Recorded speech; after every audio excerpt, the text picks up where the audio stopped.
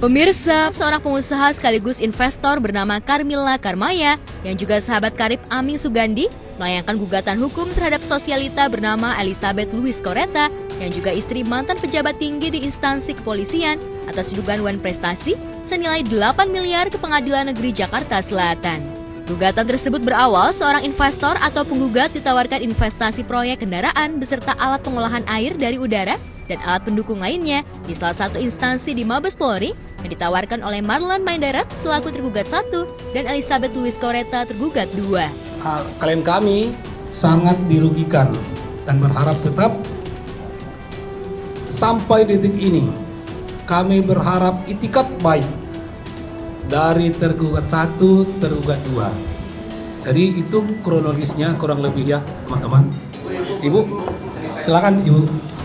Awalnya saya dikenalkan sama Tia Argobi membawa Vita Ramona ke saya untuk mengajak bisnis dengan Ibu Koreta. Sebelumnya itu Mbak Vita Ramona mengajak anak buahnya Bu Koreta Louis yang bernama Ibu Grace Margareta. Itu datang ke saya ada pengadaan air bersih di kepolisian. Nah, karena Ibu Koreta Louis itu suaminya pejabat di Mabes Polri ya, sekarang udah pensiun, saya percaya aja.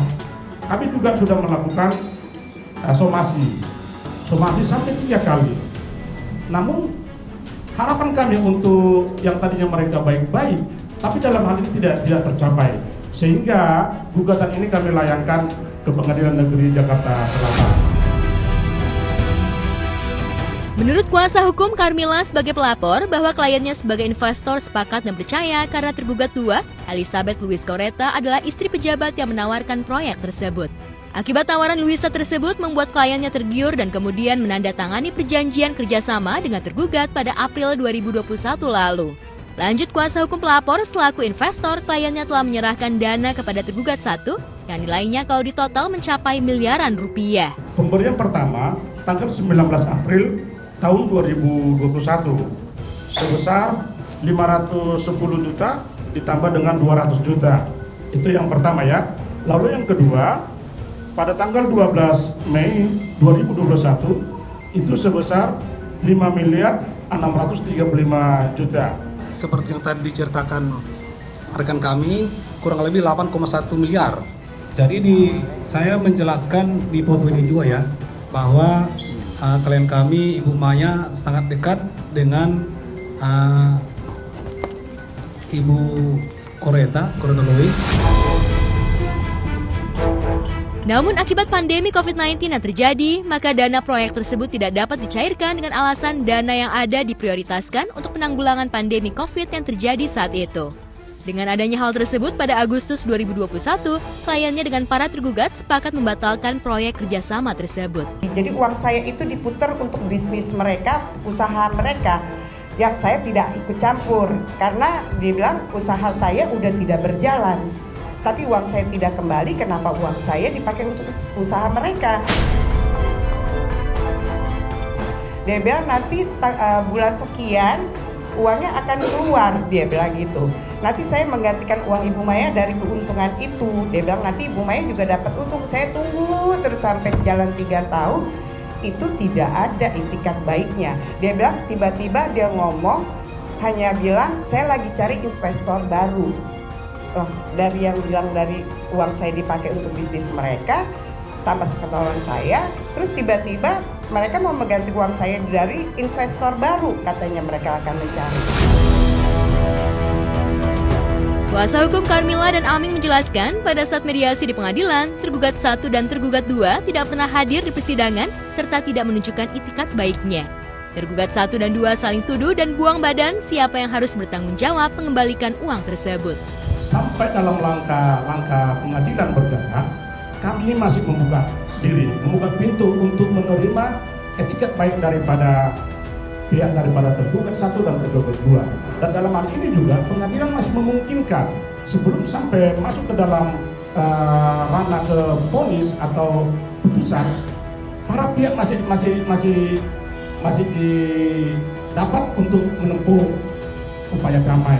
Namun dari pihak kami tetap membuka hati, membuka diri untuk menerima dari pihak mereka untuk menerima perdamaian atau mengembalikan uang daripada klien kami.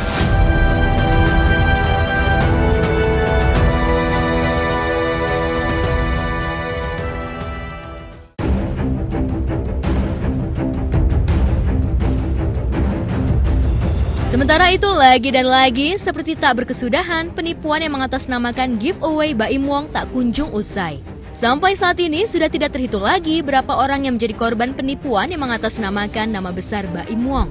Berbagai cara dilakukan pelaku untuk meyakinkan korbannya. Namun kali ini pelaku menggunakan trik baru. Si pelaku tersebut tidak lagi mengirim pesan kepada korban lewat ponselnya, melainkan melakukan video call dengan calon korbannya.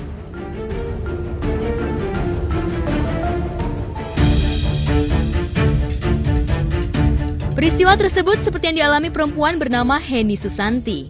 Dalam aksinya, si pelaku menghubungi Heni dengan cara video call yang secara sekilas seperti menampilkan wajah Baim di video call tersebut. Seperti inilah keterangan Ibu Heni yang menjadi korban penipuan giveaway yang mengatasnamakan suami Paula Verhoeven itu. Jadi Ibu, bagaimana? Ketipu?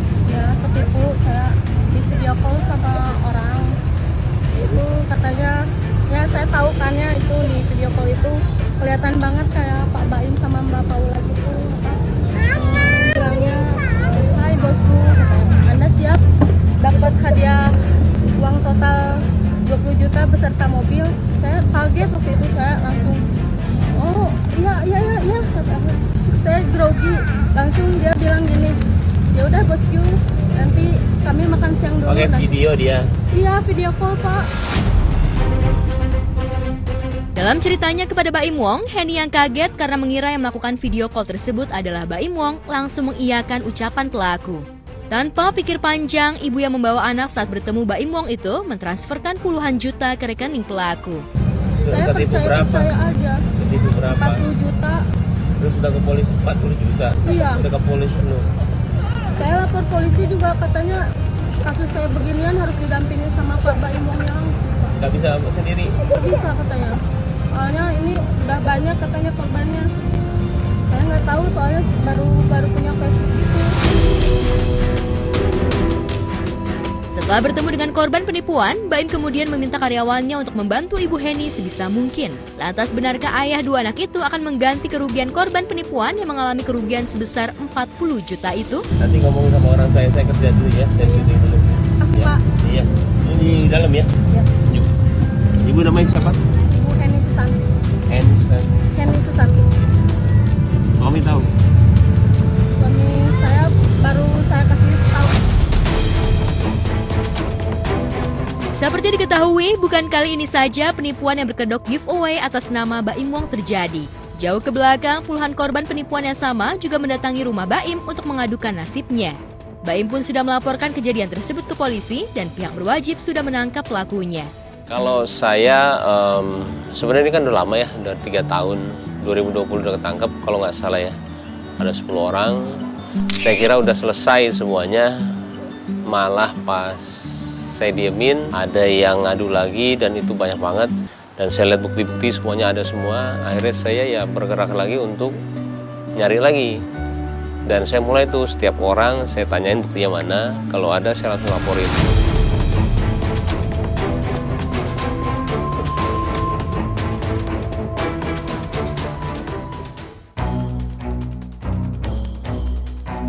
Sementara itu di lain peristiwa, puluhan emak-emak mendatangi kantor Mapolres Ogan Ilir Polda Sumsel.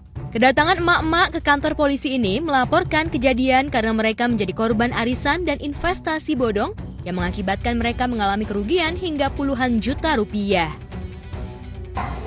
Pemanggilan saksi, aku di Resti. Di Resti itu cerita itu di dalam tadi. Tinggal kamu waktu lah.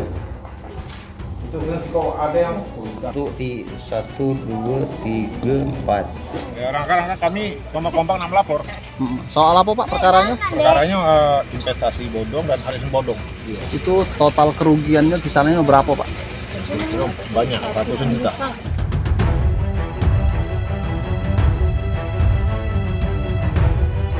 Awalnya, emak-emak ini tergiur akan investasi dan arisan bodong yang dipromosikan pelaku lewat media sosial Facebook. Alhasil banyak dari emak-emak yang tidak hanya berasal dari Kabupaten Ogan Ilir, tetapi juga luar daerah seperti Palembang dan Kayu Agung ikut dalam arisan bodong tersebut.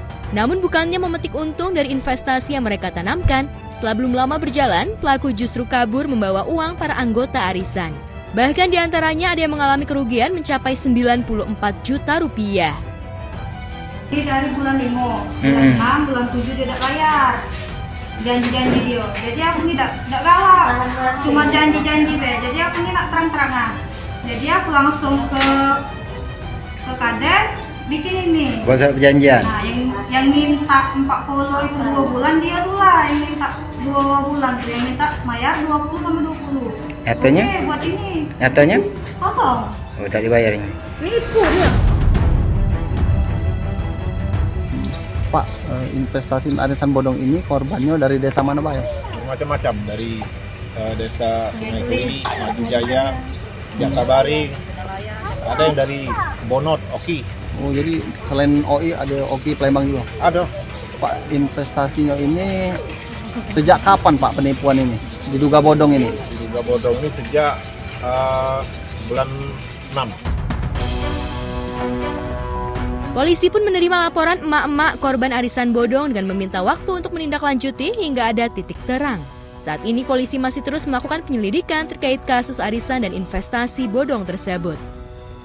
Kalau menurut saya sih sebagai seorang ibu merasa sangat sedih atas kejadian ini. Memang ajakan investasi berupa arisan sangat menggiurkan, akan tetapi harap lebih berhati-hati dan teliti lagi. Jika ingin berinvestasi, alangkah baiknya dengan membeli perhiasan atau ditampung saja. Dengan masalah arisan ya, dengan bonus-bonus yang berlebih, otomatis banyak orang yang tertarik. Ibu-ibu ataupun emak-emak ini banyak yang ketipu gara-gara tergiur dengan bonus-bonus yang lebih. Arisan itu memang bagus, tapi dampaknya ketika arisan itu tidak jelas, maka uang kita pun habis. Nggak tahu sih kalau orang ya, maksudnya ada yang orang yang memang lebih suka arisan, ngumpul-ngumpul. Kalau aku nggak, aku lebih prefer nabung di bank atau nabung di mana gitu, dalam bentuk emas gitu, atau misalkan ya investasi dalam bentuk bisnis gitu. Kalau arisan aku nggak pernah sih.